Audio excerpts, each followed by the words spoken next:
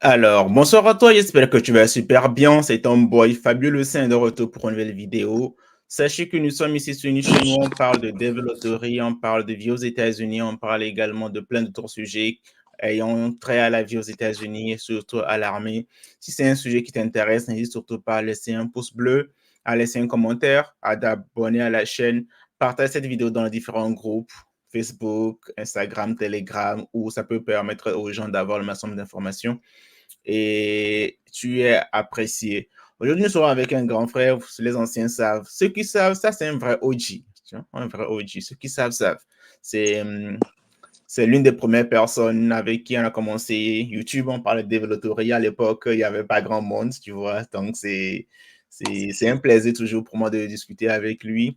Et aujourd'hui, avec lui, on va parler au fait de comment pouvoir avoir un job fédéral. Parce que quand on vient d'aller aux États-Unis, c'est très compliqué, en tout cas au début. Tu vois, on est obligé de faire des clock in, clock out, des jobs physiques, mais avec le temps, c'est des jobs qui ne sont pas toujours les meilleurs. Il y a d'autres, il y a bien mieux ailleurs, mais comment obtenir ce type de job, c'est ce dont on va discuter avec notre invité.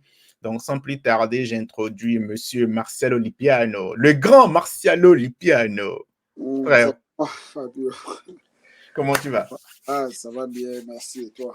Alors, ça va super. C'est la troisième fois que tu reviens sur la chaîne. Déjà, c'est toujours un plaisir pour moi de te recevoir.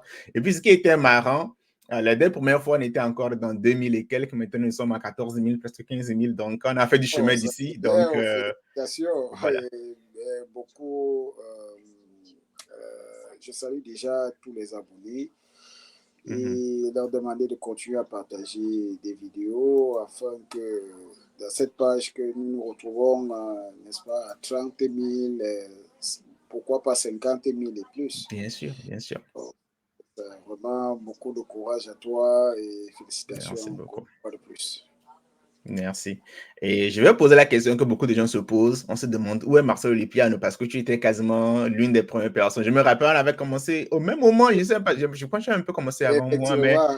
ouais, qu'est-ce qui s'est passé? Pourquoi M. Marcelo ne fait plus de vidéos? Dites-nous, c'est quoi le problème? Qu'est-ce qui s'est passé? En fait, j'ai décidé de sortir un peu sortir des réseaux sociaux, Mhm, pas vraiment de mon gré, mais mhm, aussi parce que mes comptes ont été piratés. C'est que beaucoup mhm, cherchent à me contacter ou alors reçoivent des messages venant du piano. Ces messages ne viennent pas de moi, que ce soit sur Instagram, YouTube, je ne suis connecté à aucun compte, même sur Facebook. Je mhm. suis, comme on dit, hors des réseaux sociaux. Donc, si des gens reçoivent des messages venant de Marcello Lipiano, Mhm. ce ne sont pas, les messages là ne viennent pas de moi. D'accord. Donc, ce sont des gens qui ont pris accès, qui ont eu accès à mes comptes, sont eux qui envoient ces messages, quoi. Waouh, c'est. Je pense qu'en tant que créateur de contenu, c'est la pire chose qui puisse arriver et je suis vraiment désolé pour ça. En tout cas, on espère te revoir. Je ne sais pas si plus tard tu arrives à gérer la situation. C'est toujours intéressant de voilà, d'écouter les gens qui ont beaucoup d'expérience, partager, donner des conseils, ce que tu faisais très bien aussi. Et Merci. voilà, hopefully everything will be back in normal. Yeah. Et aujourd'hui, on est là pour parler d'un sujet très intéressant parce que je me rappelle la dernière fois, je t'ai appelé, j'ai dit, yo, le grand Marcel, c'est comme moi. Et puis tu m'as dit, yo, faut que tu aides les gens à trouver des jobs gouvernementaux. J'ai dit, bon, c'est comment ça se passe au fait. Et c'est comme ça même qu'est venue l'idée qu'on fasse une vidéo ensemble. Et dans cette vidéo, il faut vraiment, comme tu disais, c'est important en fait que les gens sachent qu'il y a possibilité de pouvoir avoir ce type de job, mais Mhm. sans information, on ne saura pas. Tu vois, parce qu'on pense que c'est difficile, que c'est, voilà, tu travailles pour le gouvernement, c'est, voilà, c'est pas pour tout le monde. Ma première question à ton endroit, c'est pourquoi tu penses que c'est important de travailler pour le gouvernement au lieu de faire les clock in, clock out qu'on fait généralement? Parce qu'on se dit que quand on fait un clock in, clock out, souvent il y a des jobs de $20, $25, tu vois. D'abord, pourquoi c'est important de commencer à penser aux jobs fédéraux ou bien les jobs du gouvernement au détriment des jobs traditionnels qu'on a d'ailleurs ici?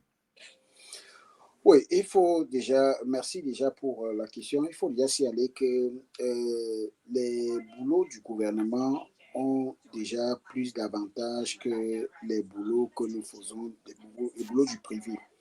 Bien que ces boulots du privé nous payent plus que les boulots du gouvernement, mais il n'en demeure pas moins que les boulots d'État ont beaucoup de bénéfices. Par exemple, vous allez voir au niveau de l'assurance.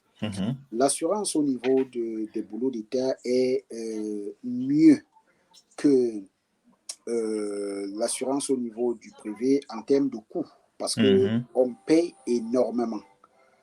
Il y a aussi ce qu'on appelle très souvent la prévoyance retraite. L'État ne nous paye pas beaucoup, mais l'État a cette garantie qu'on peut prendre sa retraite et être sûr d'avoir quelque chose. Au privé, on peut vous renvoyer à tout moment, mais les boulots d'État prennent du temps pour qu'on vous renvoie.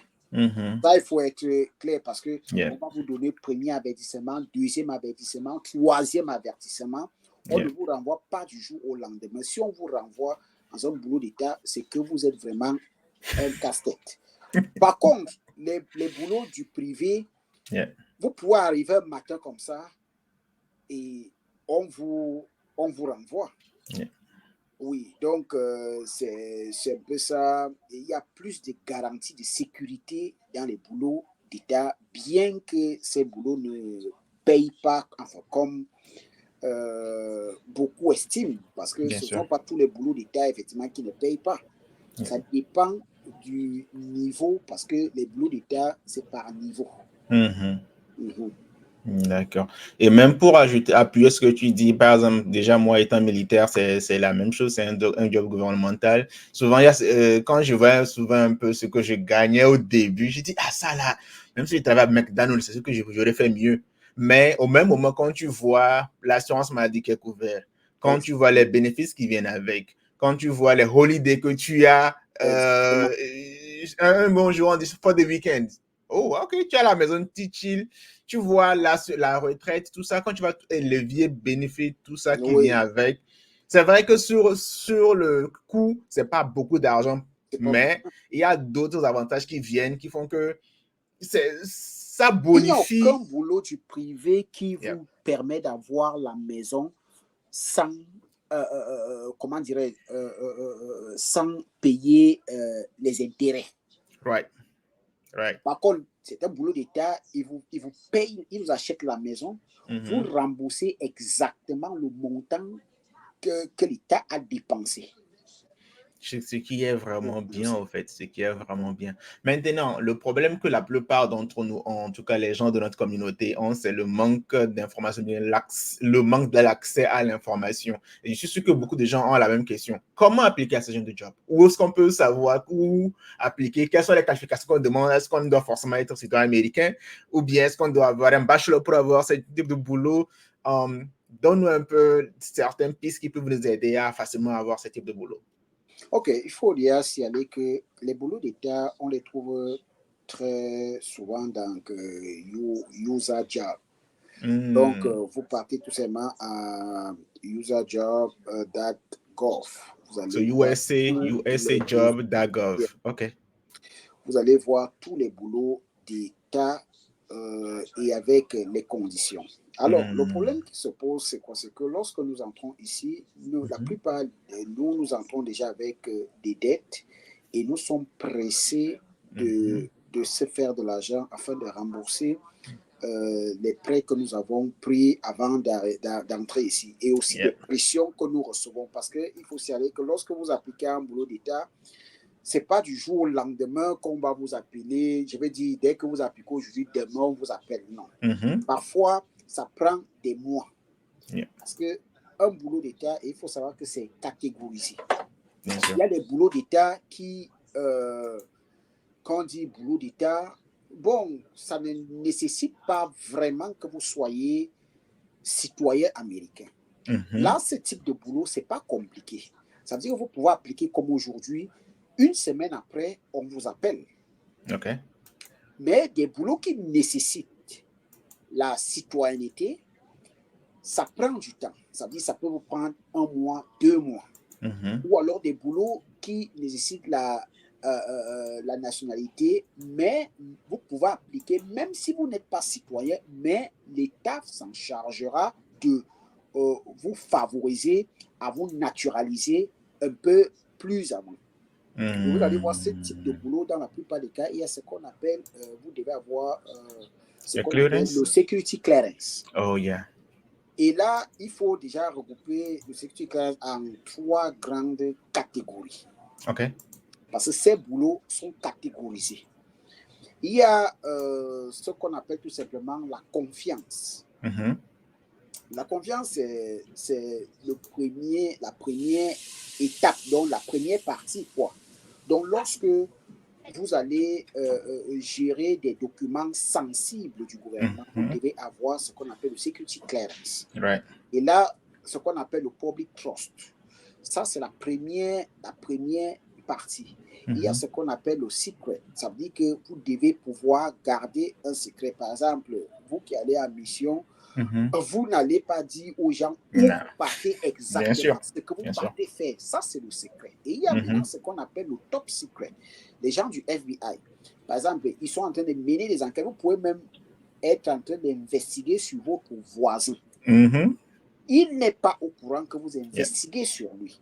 Alors, et là maintenant, parmi d'autres conditions, vous allez voir que la plupart des boulots d'État demandent au moins le baccalauréat.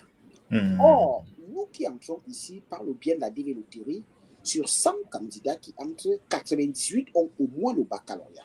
Ça veut dire que nous sommes déjà éligibles. Et il y a ce qu'on appelle aussi, moi j'appelle souvent ça SSS, l'enregistrement. L'enregistrement dans le système américain ne concerne que des hommes âgés de moins de 26 ans. Ça veut dire que lorsque vous entrez aux États-Unis, la première des choses que vous devez faire, c'est de vous enregistrer. Dès que vous enregistrez au SSS, même si vous avez dépassé l'âge, ça veut dire que vous avez dépassé les 26 ans, envoyez votre dossier pour l'enregistrement et l'État va vous renvoyer une lettre vous disant que vous n'êtes pas éligible. Mais la lettre que vous avez ici vous couvre ça. Partout, on va vous demander si vous êtes enregistré. Parce que vous allez voir, quand vous remplissez l'application du boulot d'État, on va vous demander est-ce que vous vous êtes fait enregistrer. Si vous ne vous êtes pas fait enregistrer, est-ce que vous bénéficiez de l'exonération? L'exonération, c'est quoi? Ça veut dire que vous êtes entré aux États-Unis étant âgé de plus de 20 ans. Vous aviez il y a plus de 26 ans. Donc, vous ne pouviez plus vous enregistrer. Cela vous garde. Parce que je suis entré aux États-Unis à plus de 26 ans. Mais c'est ce document que j'utilise. Ça veut dire que ça vous coûte. Donc, voilà les conditions. Il faut avoir au moins le baccalauréat. Nous qui jouons à la DVLP, nous sommes entrés ici, comme je l'ai dit tantôt, nous avons tous le baccalauréat. Maintenant, il y a ce qu'on appelle, et le baccalauréat n'exige pas un baccalauréat des États-Unis. Le baccalauréat que nous venons avec est accepté. Oui, les diplômes que nous venons avec sont acceptés. Quand je faisais les vidéos, je disais souvent, je suis entré avec mon bachelor degree et on m'a donné l'équivalence ici aux États-Unis. Donc, ce qui fait qu'en réalité, vous avez le baccalauréat, vous enregistré au Selective Service. Donc, vous vous enregistrez. Voilà les conditions pour avoir, pour commencer à appliquer pour un boulot d'État. Maintenant, comme je disais, le reste maintenant dépendra en fonction du boulot que vous allez faire. Et dans les boulots d'État, il faut signaler qu'il y a toutes les catégories. Si vous étiez informaticien, là, il y a l'informatique dans les boulots d'État. Il y a tout. Maintenant, en ce moment, on va donc vous allez donc, en fonction de ce que vous allez faire, de la sensibilité des informations que vous allez gérer, on va vous devez avoir ce qu'on appelle le security clearance. Tous les informaticiens ou la majorité des informaticiens qui travaillent pour le gouvernement ont le security clearance. Parce qu'ils sont en train de manipuler les DRA du gouvernement et qui décide sur le security clearance. C'est le Department of State qui décide sur le security clearance que vous devez avoir en fonction de ce que vous allez faire. D'accord. C'est intéressant parce que je voulais même rebondir sur quelques points. Déjà, le security clearance. Le security clearance, pour ceux qui savent, en tout cas dans l'armée, c'est un requirement, en tout cas pour certains types de jobs. Et je connais des gens qui sont rentrés dans l'armée exprès pour avoir le security clearance pour plus tard avoir des jobs dans le monde, des jobs gouvernementaux dans le monde civil. Et c'est très cher à faire dans le monde civil. Alors, dans l'armée, dès que tu rentres, c'est automatique. 15 000 $. 15 000 $. Je ne savais pas que c'était aussi cher que ça. 15 000, c'est énorme. Oui. Et hors dans l'armée, tu as ça gratuit. Déjà, c'est déjà un plus au fait. Et quand tu parles de social security, déjà, tu viens de m'apprendre quelque chose parce que généralement, comme les règlements disaient en fait que quand tu as plus de 26 ans, tu n'avais plus besoin de faire le registrement. Je sais que beaucoup de gens ne le faisaient pas. Mais le fait que tu aies dit que bien que tu avais plus de 26 ans, tu as quand même fait la demande, ils t'ont dit que tu n'étais pas éligible et que tu utilises ce document pour dire que, hey, je suis venu, c'est pas comme si je manquais de volonté, mais j'ai fait les démarches, mais c'est parce que je n'étais pas éligible au fait. Éligible. Et quelque part, ça montre en fait ta bonne foi pour dire que, hey, tu es quelqu'un qui est prêt à te sacrifier pour le... Bon, c'est un gros mot, mais tu es prêt pour... Voilà quoi. Après, effectivement, tu avais la volonté de t'enregistrer. Exactement. Mais puisque tu n'avais plus l'âge, voilà pourquoi on t'envoie cette copie que vous n'êtes pas éligible. Mais ce document prouve que vous avez contacté le Selective Service pour l'enregistrement. Et ça fait foi. Donc, moi, quand j'avais appliqué, j'avais soumis ce document. Bien sûr. Oui. Et quand on me faisait même études, c'est ce qu'ils ont demandé. Ils ont voulu voir ça. Parce que même dans les écoles, quand vous allez à l'école, on demande souvent ça. Ouais, c'est totalement vrai. Même juste expérience personnelle, quand j'étais allé pour faire l'interview pour la nationalité, ils m'ont demandé ça. Bien que j'étais dans l'armée, ils m'ont demandé ça. Et j'ai dit, elle m'a demandé si je te rappelle de ton numéro de sécurité, enfin de Selective Service. J'ai dit, il y a longtemps. Elle dit, never mind. Elle est directement dans le site, elle a tapé, elle a trouvé ça.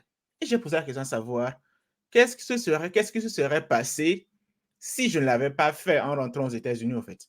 Exactement. Et elle m'a dit, vu que tu es militaire actuellement, tu sers la nation, ça va, parce que tu as finalement, tu es dans les ordres. Mais si je n'étais pas, si je n'étais pas dans l'armée, on allait d'abord me recaler. Déjà le jour, je n'allais pas avoir la nationalité.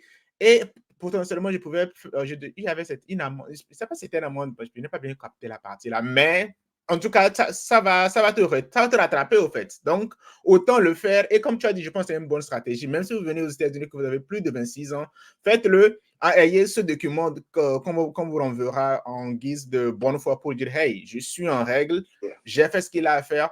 Et ça me fait rire parce qu'il y a beaucoup de jeunes qui viennent qui ne le font pas. Ils pensent qu'ils sont en train de jouer les malins alors que c'est quelque chose qui va les rattraper plus tard. Donc, s'il vous plaît, c'est un message à toutes les personnes qui viennent d'arriver aux États-Unis, qui ont moins de 26 ans et que vous êtes homme. Allez sur le site sss.gov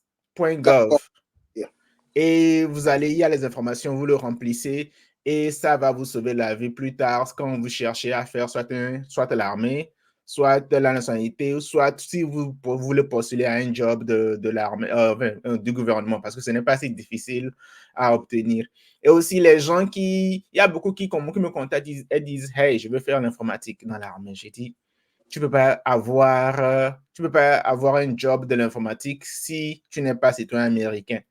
Maintenant, ce que vous pouvez faire, par exemple, si vous voulez postuler pour avoir un job dans le gouvernement, comme il dit, vous pouvez rentrer dans l'armée, prendre un job, avoir le clearance. Après 3 ans, vous sortez et puis vous allez appliquer à un job avec un clearance et vous avez le clearance et vous avez le job aussi. En tout cas, I don't know, il y a plusieurs options. Et pour ceux même qui veulent faire l'informatique dans l'armée, ça veut dire qu'il faut qu'ils entrent d'abord dans l'armée. Ils vont porter la tenue pendant au moins 3-4 ans. Et il leur faut maintenant un bachelor degree pour maintenant traverser le seuil de soldats et tout pour être au niveau des officiers. Les officiers, yeah. Parce que là, il faut automatiquement un bachelor degree. Yeah. Ça veut dire qu'il faut déjà avoir une expérience, non seulement une expérience, mais avoir un degree dans ce domaine-là. Alors, mais pour ceux qui veulent, comme tu le dis tantôt, pour ceux qui veulent avoir, n'est-ce pas, veulent faire l'informatique, s'ils veulent seulement faire ça dans l'armée, c'est la procédure. Mais s'ils veulent travailler, faire l'informatique avec un boulot d'État, tout simplement,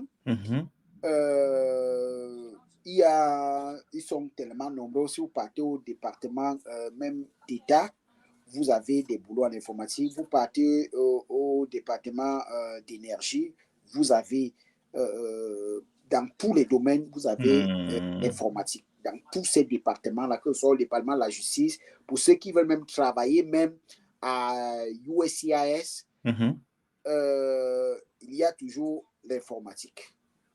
Intéressant. C'est intéressant de savoir. Et aussi, par exemple, je pense que j'ai une amie qui travaille au post office. Et quand elle m'a donné les bénéfices qu'elle gagnait en étant là-bas, j'étais, attends. Généralement, on voit les gens de post office, on se dit que c'est un job normal, mais ces gens, c'est... Ok, mais maintenant, le problème avec le post office, c'est quoi? C'est qu'en réalité, le département du travail ne reconnaît pas les gens de la poste comme étant un boulot d'État. Parce que là, c'est une nuance. Maintenant, ils ont des bénéfices du boulot d'État. Mais c'est comme le ministère du Travail ne les reconnaît pas comme étant, comme faisant partie de l'État. Je vois. Parce que là, c'est la nuance. Pour ceux qui veulent même beaucoup aller loin, peuvent aller Google et chercher, poser tout simplement la question à Google. Est-ce que USPS, parce qu'on ne pas confondre avec UPS. UPS, yeah. Est-ce que USPS, United States Post Service, est-ce que c'est un boulot fédéral? On va vous dire, ils ont les bénéfices du fédéral, mais ce n'est pas le département du travail ne les reconnaît pas comme étant un boulot fédéral.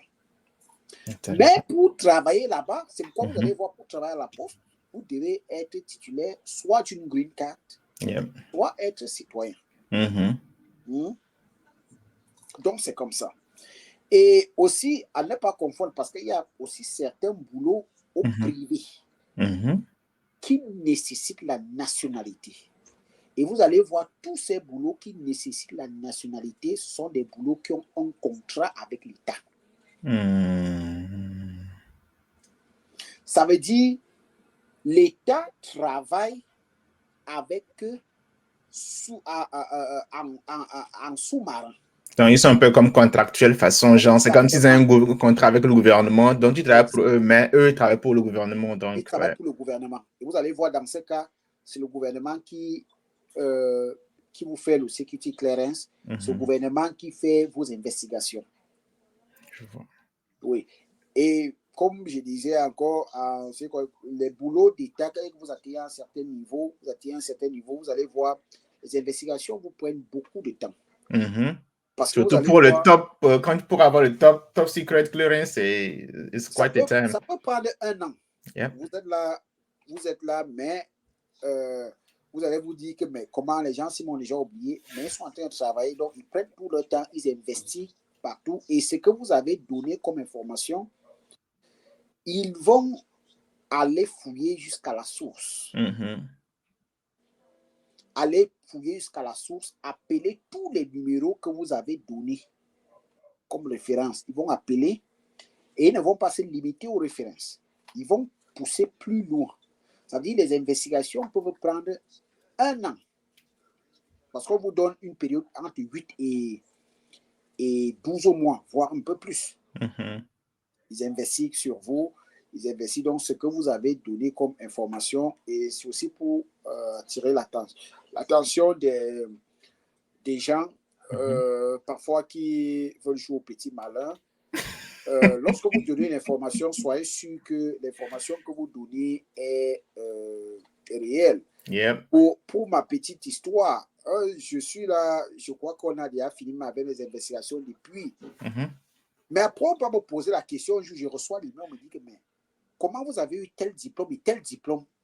Vous avez eu tel diplôme en 2000, en telle année, et l'année d'après, vous recevez un autre diplôme. Comment est-ce que c'est faisable? Donc, les gars cherchaient, ils voulaient à tout prix que je justifie, parce qu'ils se sont dit peut-être que j'ai donné ça à la volée comme ça. Mais je vous assure, et on m'a donné combien de... On m'a donné 3... Nous étions... J'ai reçu l'email un jeudi. Et on m'a donné jusqu'à lundi pour répondre à l'email. Et envoyer toutes les preuves. Mais le même jour, j'étais au travail. Mais puisque ce sont mes diplômes, je les ai à la maison. Je ne les avais pas seulement au téléphone. Je suis arrivé à la maison, j'ai fini de scanner. Boum, j'ai balancé l'email le même soir. Ce qui fait que lundi, quand l'investigateur arrive au boulot, il voit, il approuve, c'est bien, il dit que oui, c'est la seule question qu'on voulait vous poser. Et c'était tout. Donc, pour dire aux gens que lorsque vous donnez une information, soyez sûr que vous donnez la bonne information. Il vaut mieux ne pas donner une information que de donner une fausse information. Bien sûr. Et pour me revenir sur ce que tu as dit, tu as totalement raison. Généralement, beaucoup de gens pensent que moi, si je manque, non, j'ai fait un truc en Afrique, ils ne vont pas chercher. C'est faux. De ces gens maintenant, surtout pour des positions officielles dans le gouvernement, bien pour le fédéral, ils font leurs recherches. Ils vont fouiller dans tout ce que vous avez dit. Ils vont appeler ces gens. Et j'ai même appris au fait que c'était quelqu'un du Togo, et il a dit qu'il a travaillé dans une compagnie pensant qu'on ne va pas checker. Grande était sa surprise quand il a appris qu'on l'a appelé là-bas pour demander que quelqu'un a appelé d'ici, demander s'il avait une fois travaillé là-bas, en fait. C'est là qu'il a compris que les Américains ne blaguent pas. En tout cas, les gars, c'est des choses qui arrivent. Maintenant n'est pas le moment de faire le malin, inventer les choses. Au début, même, on sait, au début, quand tu viens d'arriver, tu cherches un petit boulot, ouais, c'est OK. Mais dans ce genre de situation où c'est pour le fédéral, soyez sûr qu'ils vont s'assurer, surtout parce que sans ça, la raison pour laquelle on le fait, c'est parce qu'on va vous donner un clearance. Le clearance vous donne accès à certaines informations. On doit s'assurer que vous n'êtes pas en relation avec un gouvernement étranger. On doit s'assurer que vous n'êtes pas, au fait, une marionnette de quelqu'un quelque part. Et on doit s'assurer que toutes les personnes que vous mettez comme référence vous diront quelque chose de bien de vous. Comme tu avais dit au début, qu'est-ce que tu avais dit? Public, or you use a word. Public trust, yes. On doit savoir que vous êtes quelqu'un à qui on peut faire confiance, au fait, tu vois. Donc, déjà, ces différents appels, toutes ces informations, c'est pour vraiment voir qui vous êtes. Donc, s'il vous plaît, si vous appliquez à ces genres de boulot, ne mentez pas. Évitez aussi les fréquentations louches, parce que ça aussi, c'est quelque chose qui peut aussi revenir vous bite à la fesse. Lorsque vous travaillez dans un truc, il y a certains boulots, en fait, où on va chercher vos fréquentations à l'étranger. Qui vous fréquentez, qui est votre ami, on va aller même dans des réseaux sociaux. Bien sûr. Je disais souvent qu'il y a j'ai eu des gars à qui on a refusé des visas étant aux États-Unis. Ils étaient déjà entrés. On a annulé leur visa et on leur a fait rentrer parce qu'on a vu certaines choses sur Facebook. Les visas DV? Pas DV. Il y a un monsieur qui a eu un visa visiteur. Wow. Je crois au niveau de New York, on l'a fait rentrer. On a découvert certains trucs sur Facebook. Vous n'avez pas remarqué que lorsque vous demandez un visa maintenant, on vous demande vos comptes Facebook? Bien sûr, bien sûr. Okay. C'est pour aller checker qui vous voyez, qui vous discutez avec, qui il regarde tout ça. Et quand vous parlez des trucs d'école qu'on appelle, on appelait mon école où j'ai passé. Vous savez, parce que quand vous avez, on vous envoie un questionnaire. de plus de 200 questions. Vous remplissez, vous remplissez, vous remplissez, vous remplissez. Vous ne savez pas ce que ça va. Et puis, vous envoyez, vous soumettez. Lorsque vous soumettez, ce n'est pas fini. On envoie maintenant, on dépêche un investigateur. Un investigateur. Puis, il va vous appeler un jour, il vous trouve là où vous êtes. Ça veut dire qu'il va vous appeler, vous demandez vous êtes où? Ah, je suis peut-être au marché là. Il va vous dire, cherchez une bibliothèque qui est à côté de vous là. Et c'est toujours une bibliothèque, c'est fast fun, et c'est toujours une bibliothèque où... Et vous allez dire, ah non, je ne peux pas trouver. Il dit que non, restez sur place là où vous êtes là. La personne même cherche la bibliothèque, elle appelle, on arrête parce que la personne va se présenter, je suis investigateur, je dois investiguer sur telle personne et puis réservez-nous une chambre. Donc, vous allez partir, il va vous poser des questions, vous croyez que ok, c'est fini. Mais les gens ne savent pas que c'est pourquoi je disais qu'il y a boulot d'État et boulot d'État. Donc, si vous voulez aller dans le niveau terre à terre, vous allez appliquer à n'importe... c'est-à-dire, on n'a pas besoin de tout investiguer sur vous. Vous commencez à travailler. Quand plus le niveau monte, les investigations sont énormes. Certains, ok, vous ne pouvez plus faire des vidéos, n'importe quelle vidéo. Vous pavanez n'importe comment sur les réseaux sociaux parce qu'en réalité, vous avez des restrictions. Il y a pour voyager, par exemple, vous de l'armée, je crois que vous demandez une autorisation. Vous ne pouvez pas voyager n'importe comment. Et puis, on te fait suivre des trainings, c'est-à-dire que c'est maintenant c'est eux qui vont t'apprendre à vivre comment tu vas vivre dans ton pays d'origine, au fait, parce que maintenant, tu es une propriété du gouvernement américain. Exactement. Donc, ce qui fait qu'en réalité, nous, pour voyager, on nous demande, nous, on remplit un document avant, au moins 60 jours avant. Ils peuvent approuver ou ils refusent. Bien sûr. Et là, maintenant, et les gens ne comprendront pas pourquoi on remplit ce document, mais il y a certaines choses qu'on ne peut pas dire comme nous avons dit, il y a ce qu'on appelle, il y a le top secret. Donc, ceux qui veulent vraiment chercher peuvent aller en ligne et trouver des informations qu'ils peuvent trouver et puis bon, voilà un peu. Bien sûr. En tout cas, je me rends compte que le processus est quasiment le même parce que moi-même, quand je faisais au début mes démarches pour entrer dans l'armée, j'ai eu un investigateur qui m'a appelé, qui m'a posé des questions. J'étais choqué, j'ai dit, oh, lui là, il a mon temps, quoi. Et puis c'est là, ils me sont rendu compte qu'ils ont revu tout ce que j'ai mis comme information et toutes les personnes que j'ai mis comme référence qui doivent appeler. Ils m'ont demandé des infos sur eux. On m'a même demandé combien de personnes à qui est-ce que je parle au pays en regular basis. Exactement, on demande. Donc, tu te rends compte que, en fait, nous, on le fait parce que disons que c'est juste une formalité de plus. Non, s'il vous plaît, c'est beaucoup plus avancé. C'est comme tu as dit, il y a job d'État dans job d'État, tu vois. Il faut d'abord qu'on sache à qui on a affaire. Et on ne va pas trop s'éterniser là-dessus. Vous avez au moins une idée de comment ce que ça se passe. Je voudrais aussi ajouter une chose, c'est que lorsque nous venons ici, même si on est citoyen, ne déchirons pas nos passeports. Parce que si j'avais déchiré mes anciens passeports, je devais être coincé. Parce qu'on m'a demandé tous mes anciens passeports, le nombre de fois que je suis entré et sorti, les dates exactes. Donc, vous voyez, ne déchirez aucun de vos documents. C'est comme lorsque vous faites les taxes. Lorsque vous remplissez les taxes, on vous dit qu'il faut garder vos W2 au moins pendant 5 ans. Parce qu'à tout moment, l'ARS peut vous recontacter et vous dire que je ne reconnais pas, il y a ceci qui n'apparaît pas sur vos taxes. Envoyez-moi le W2. Imaginez 5 ans que vous ne travaillez plus dans le boulot où vous étiez, où vous avez eu ce W2. Vous pensez que vous pouvez encore... Et ils vont garder vos informations tant nombre d'années. Non. Donc, c'est à vous de les garder. Donc, c'est aussi pour attirer l'attention des gens. Il faut garder vos informations, il veut dire vos documents. Oui, parce qu'il y en a qui... et ça m'a sauvé parce que vous imaginez, on vous appelle à tout moment, vous croyez que c'est déjà fini, on vous rappelle, on vous dit que mais il y a une date qui montre que vous êtes entré au Cameroun à telle période. Mais pourquoi on ne voit pas ça sur le passeport? Envoyez-nous.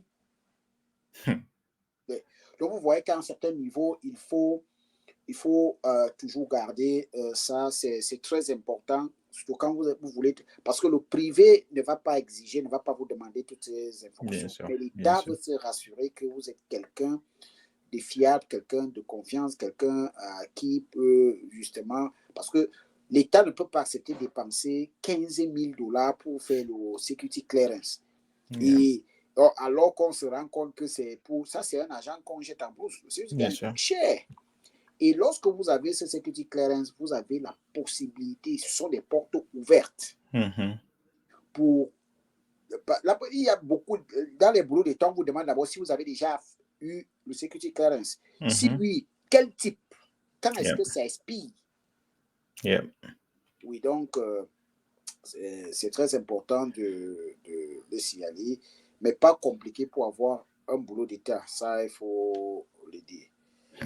En tout cas, comme il a dit, le site sur lequel vous pouvez aller faire trouver des boulots gouvernementaux, c'est usc.gov.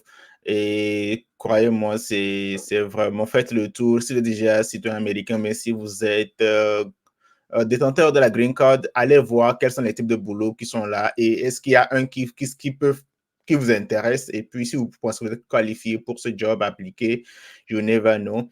Et quel conseil tu on va pas juste pour close out, quel conseil tu donnerais avec ton expérience que tu as pour quelqu'un qui aujourd'hui est prêt à appliquer un job gouvernemental? Qu'est-ce qu'il doit avoir en esprit, bien qu'est-ce qu'il doit arrêter de faire avant qu'il ne commence à appliquer à ce type de job? Alors, pour commencer à appliquer, il faut que la personne se rassure d'abord qu'elle a été enregistrée. Si c'est un homme, bien sûr, parce que les femmes ne s'enregistrent pas. Bien sûr. Les hommes, lorsqu'on est un homme, on doit vérifier qu'on a pu s'enregistrer. On doit éviter et restreindre ses fréquentations. Ça veut dire des fréquentations. Si on a des amis qui vous taguent souvent sur des trucs de guerre et tout comme ça, il faut vraiment les bloquer. Il vaut même mieux être hors des réseaux sociaux parce qu'on ne meurt pas parce qu'on est hors, on ne meurt pas parce qu'on est hors des réseaux sociaux. Mais il vaut mieux être loin de ces gens qui peuvent, on dit souvent qu'il vaut mieux être seul que d'être mal accompagné. Bien sûr. Il faut, si vous voyez que ces réseaux sociaux, il y a des gens qui vous taguent à tout moment, vraiment sortez de là. Oui. Soyez sûr que tout ce que vous allez dire, que ce ne soit que la pure vérité. Donc, n'allez pas mentir sur quelque chose parce que ça va vous rattraper tôt ou tard. Moi, lorsque j'appliquais, parce que moi, je suis informaticien au département du Homeland Security, vous allez voir je me suis dit, ok, vraiment, je pars. Mais j'ai appliqué. Mais quand on m'a fait l'interview, on a commencé à m'envoyer des documents pour remplir. Mais je suis resté. On peut vous envoyer des documents, une tonne de documents. Et vous n'avez que 5 jours pour finir ça. Donc, ce qui fait que je réfléchissais, je remplissais. Après, donc, pendant que j'étais en train de faire le master, et puis la dame dit, est-ce que tu veux qu'on mette ça ou tu ne veux pas? Parce qu'en réalité, ils vont vérifier. Et si c'est que ce n'est pas vrai, gare à toi. Donc, je vois dire, il faut, si c'est le baccalauréat seulement qu'on a et qu'on exige le baccalauréat, si on n'est pas sûr de l'autre diplôme, parce qu'il ne faut pas qu'on dise que oui, j'avais commencé l'université, après j'ai arrêté 3 ans. Parce qu'il y en a qui sont champions pour vous dire ça. On dit j'ai fait 2. Quand vous demandez est-ce que vous avez le diplôme, on dit que oui, j'ai fait 3 ans après maintenant. C'est pas ça. Est-ce que vous avez le diplôme, oui ou non? Si vous ne l'avez pas, dites que vous ne l'avez pas. Vous avez déjà le minimum qu'on demande. Que lorsque vous voulez appliquer, soyez sûr que les informations que vous allez donner sont des informations vraies. Et les références aussi. Ne donnez pas les références pour donner. Parce que vous savez, pour donner des références, il faut être sûr de la personne dont vous mettez comme référence. Il y en a qui peuvent quand ils savent qu'on appelle l'IA pour un truc comme ça, ils peuvent vous descendre. Hein. Oh, bien sûr, il y en a. Il y en a. Il y en a. Ah non, est-ce que vous connaissez Lipiano? Est-ce que vous connaissez Fabio? Oh, celui-là, c'est un malhonnête, on ne sait même pas vraiment la fini comme ça. Et c'est comme ça qu'il vous descend. Yeah. Vous voyez? C'est un peu difficile ici. Je préfère encore qu'on appelle le boulot. Mm-hmm. Parce que le boulot, il y a certaines lois qui... Parce que si vous découvrez que c'est le boulot qui vous a descendu, vous pouvez les attirer en justice. Mm-hmm. Mais un individu comme celui-là, vous n'allez pas l'attirer en justice. Bien sûr. Il vous a déjà descendu, donc rassurez-vous vraiment que vous êtes fait enregistrer, vous avez le diplôme requis. Mm-hmm. Si c'est un boulot qui nécessite la nationalité, vous avez la nationalité. Si c'est un boulot qui ne nécessite pas la nationalité, et que vous n'avez pas, vous pouvez appliquer. Donc, c'est un peu ça, mais ce ne sont pas des boulots compliqués. Il y en a qui vous nécessitent de prendre le test directement. Il y a des centres pour des tests. N'allez pas tricher de grâce parce que les caméras vous contrôlent un peu partout. En tout cas, vraiment, merci à toi pour tous ces détails. Merci pour toutes ces informations. J'espère en tout cas qu'au moins quelqu'un quelque part aura été imprégné, qu'il a appris ce qu'il peut prendre parce que nous, on est là, on parle. Tu vois, on a parlé un peu. C'est à eux maintenant d'agir si c'est quelque chose qui les intéresse parce que, comme on dit souvent, ce pays a beaucoup d'opportunités, mais il faut être au courant des opportunités pour les saisir. En voilà une. Et merci à toi. Et voilà, c'est toujours un plaisir pour moi de discuter avec toi. Je sais pas, un dernier mot avant de partir. Ouais, encourager des abonnés à partager des vidéos afin que la famille s'élargisse, que nous nous retrouvons à 50 000 abonnés dans la chaîne du frère. Et sachez encourager les gens pendant qu'ils sont encore vivants. Ce n'est pas quand quelqu'un sera parti. Parce que ces gens qui me cherchent là maintenant sur les réseaux sociaux, j'étais là quand j'étais là, personne ne me voyait. C'est quand je ne suis plus là qu'on cherchait les pianos. Je suis toujours là. Voilà le frère, le jeune frère qui est là. Abonnez-vous massivement, partagez des vidéos. Et puis, lorsque vous l'avez vu, vous m'avez vu. Donc, la pause, c'est qu'on va toujours continuer à faire des vidéos ensemble. Bien sûr. Sa chaîne, c'est la mienne. Donc, les vidéos, nous les ferons toujours ensemble. Il n'y a pas de souci. En tout cas, merci à toi. Et je souhaite que tu reviennes. Il faut que tu figures dans cette histoire de cette personne. En tout cas, tu reviens parce que je pense que tu as encore beaucoup à nous partager comme expérience. Et puis, il y a beaucoup de gens qui en parlent. En tout cas, ceux qui ne savent pas qui est Vincent Lipiano, faites un tour, allez sur Google, sur YouTube, tapez Vincent Lipiano parce que il y en a qui ne savent pas. Tu vois, beaucoup de YouTubeurs sont arrivés tout d'un coup, mais les OG, le OG, il est là. J'ai dit non. En tout cas, moi, je sais de quoi je parle parce qu'à l'époque, on était là, on pouvait se compter au bout des doigts. Donc, tu sais qui est qui. Donc, en tout cas, merci à toi et je te souhaite vraiment du meilleur.